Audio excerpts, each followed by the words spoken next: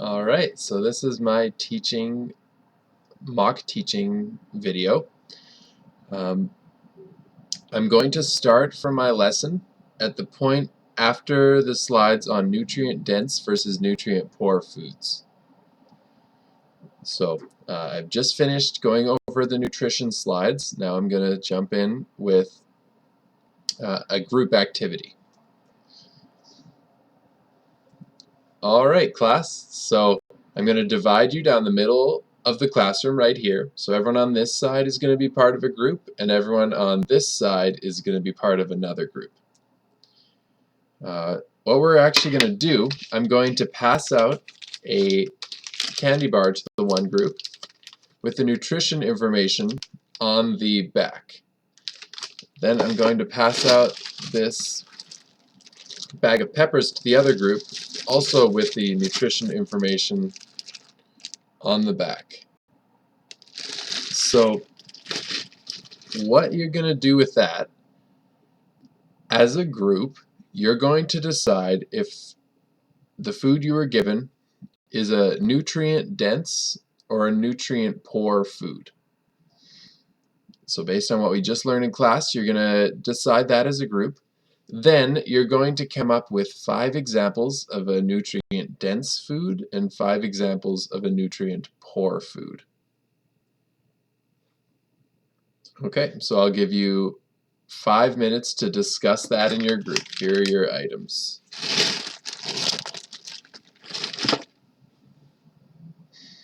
So during this time, they'll be discussing it as a group, and I'll write on the board nutrient-dense foods and nutrient-poor foods. So here's my board.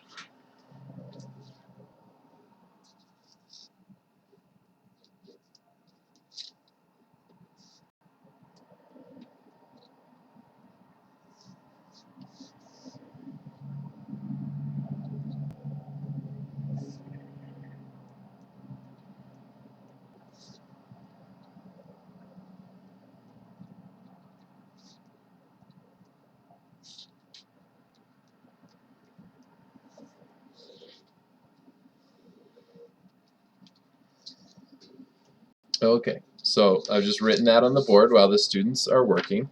It says nutrient-dense foods and nutrient-poor foods. Now we're going to pretend that the 5 minutes have passed. Okay, so you've had a chance to talk about the nutrient-dense foods and nutrient-poor foods. We're going to write some examples on the board here. So I need 4 examples of each type. 4 examples of a nutrient-dense food and 4 examples of a nutrient-poor food. And I want a different person to come up and do each example. So I'm going to pick from a show of hands, and if there are no hands up, I'll just pick some people to write on the board.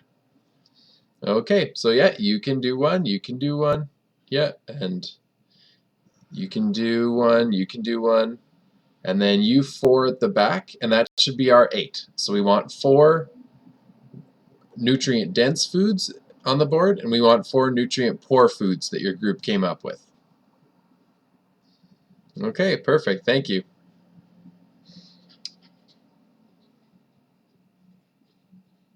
So I want to see a show of hands. Who here feels that they eat healthy? They're pretty happy with the foods they eat. Put your hand up if you think you eat pretty healthy. Okay. Who here thinks they eat okay, but they want to eat healthier than they do right now? Put your hand up. So overall, you're usually okay, but you know that your diet isn't as good as it should be. Okay, and who knows that they're not eating healthy? Put your hands up. Okay, you know you are not eating things that are good for your body. Okay. So some of you're all over the spectrum there. But what we're going to do, we're actually going to have a little class discussion about what can we do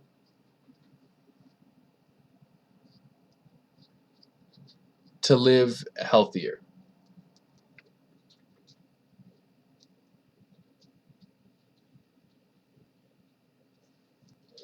So we're talking about, when I say what can we do to live healthier, we're talking about what food choices, how can we choose to eat healthier food?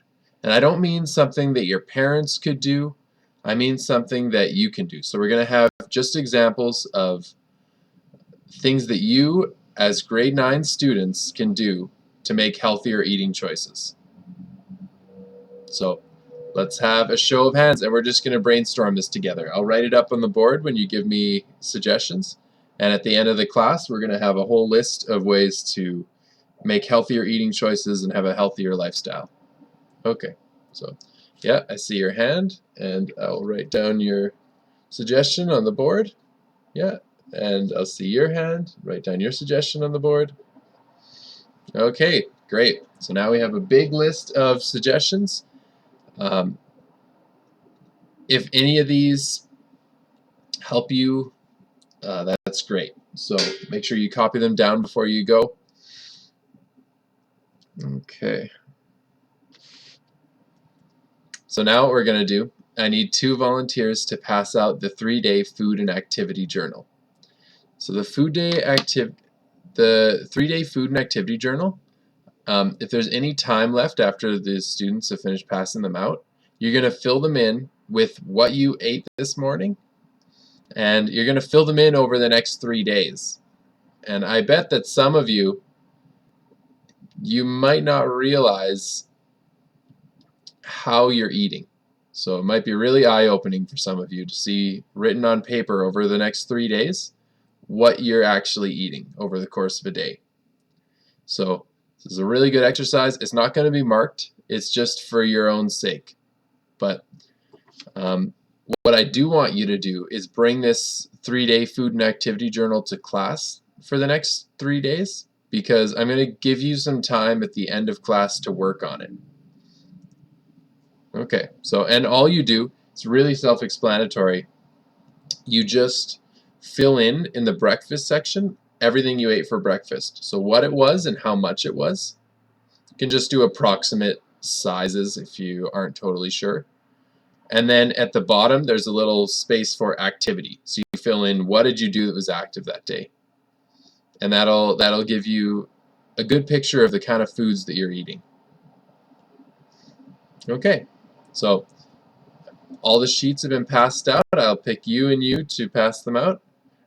After that, I will end the class with a wrap-up statement. So if any of you are taking a high school foods class, you're going to use this all the time because you have to plan nutritious foods. So this is giving you a leg up when you go to high school next year.